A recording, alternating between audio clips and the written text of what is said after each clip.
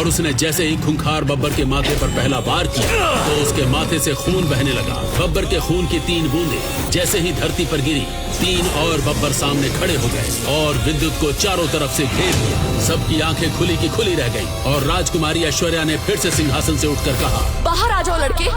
ये खूंखार बब्बर मेरे कहने पर एक बार तुम्हारी जान बख्श सकता है। जितना इसका खून बहेगा उतने ही बब्बर पैदा होते जाएंगे और तुम्हारे जैसे शक्तिहीन योद्धा को ये आधे पल में ही खत्म कर देगा। राजकुमारी ऐश्वर्या इतना कहकर अपने सिंहासन पर लौट ही रही थी कि तभी विद्युत ने कुछ ऐसा किया जिससे पूरी राजसभा में सन्नाटा छा गया और राजकुमारी की आंखें फटी की फटी रह गई। जो यहाँ कोई नहीं कर पाया वो तुमने कर दिखाया।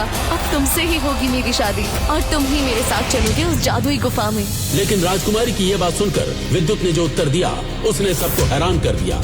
माफ कीजिए राजकुमारी, मैं आपके साथ कहीं नहीं जा सकता। मुझे बस मेरा इनाम चाहिए, वो पैसे। ये सुनकर वो इनाम लेकर जाने ही लगा, तभी भीड़ ठहाकों से गूंज उठी। यहाँ कोई ऐसा भी है जिस पर राजकुमारी के आदेश का कोई असर ही नहीं होता। लोगों की हंसी ने राजकुमारी के क्रोध को भड़का दिया। वो तमतमाई हुई आगे बढ़ी और विद्युत के हाथ से पैसे छीनते हुए बोली, कुछ ज्यादा ही अकड़ आ गई है तुम में ये छोटा सा मुकाबला जीतकर। मैं तुम्हारी ये अकड़ निकाल दूंगी। आज से ठीक 2 दिन बाद होगा तुम्हारा मेरा सामना। अगर तुम मुझे हरा सके तभी ये पैसे ले जा सकोगे। विद्युत गिड़गिड़ाया, नहीं राजकुमारी, आपने ही कहा था जो जीतेगा वही इनाम का हकदार होगा। मुझे ये पैसे चाहिए। लेकिन राजकुमारी के आगे उसकी एक न चली।